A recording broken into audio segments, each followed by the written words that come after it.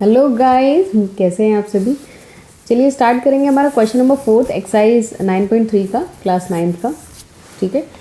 So question में हमें figure given है ना। As I know it is all is visible to all. So the question says that angle A B C is 69 degree. Angle A B C, इस figure की बात करूँ तो इसमें एंगल ए बी सी मुझे दे रखा है 69 डिग्री। ए सी बी मतलब ये वाला एंगल, ठीक है, ये मुझे 31 डिग्री दे रखा है। आपसे पूछा रहा है बी डी सी, मतलब ये वाले एंगल की हमसे बात की जा रही है, इस एंगल को हमसे पूछा जा रहा है। ठीक है, आइए स्टार्ट करेंगे इसका सॉल्यूशन के साथ।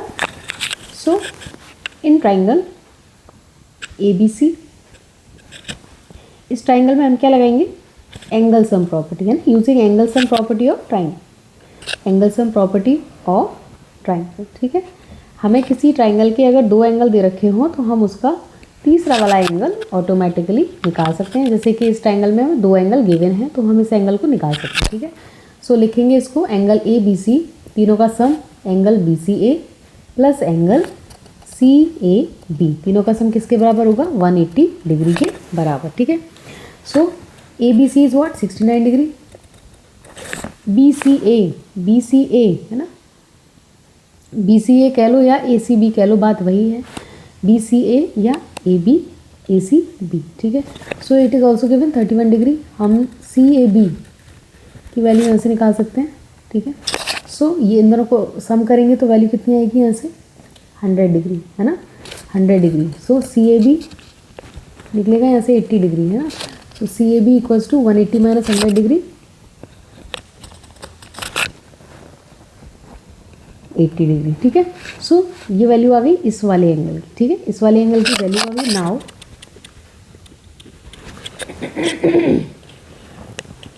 We have B C as an arc, है ना।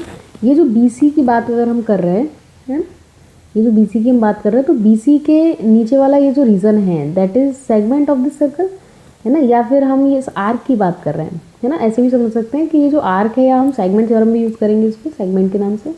तो अगर किसी भी आर्क के ऊपर, सेम आर्क के ऊपर, ठीक है, सेम आर्क के ऊपर अगर एंगल फॉर्म हो रहे हैं, या हम कह सकते हैं कि सेम सेगमेंट, जैसे कि ये जो BC कॉर्ड है हमारा, नीचे वाला क्या है, सेगमेंट फॉर्म कर रहा है। ठीक है, तो इस सेगमेंट पर हमारा ये जो BC हमारा बेस है, तो इस पर ये एंगल है BAC और जो दूसरा एंगल है BDC, दोनों एंगल फॉर्म हो रहे हैं ना इसी BC बेस के ऊपर। ठीक है, तो यहाँ पे यूजिंग सेगमेंट थ्योरम, है ना, सेगमेंट थ्योरम यूज़ करेंगे हम यहाँ पे। तो सेगमेंट थ्योरम क्या कहती है कि अगर कोई भी हमारा इक्वल सेगमेंट, है ना, क्या थ्योरम लगाएंगे, equal segment form equal angle, equal angles ना, इक्वल सेगमेंट फॉर्म्स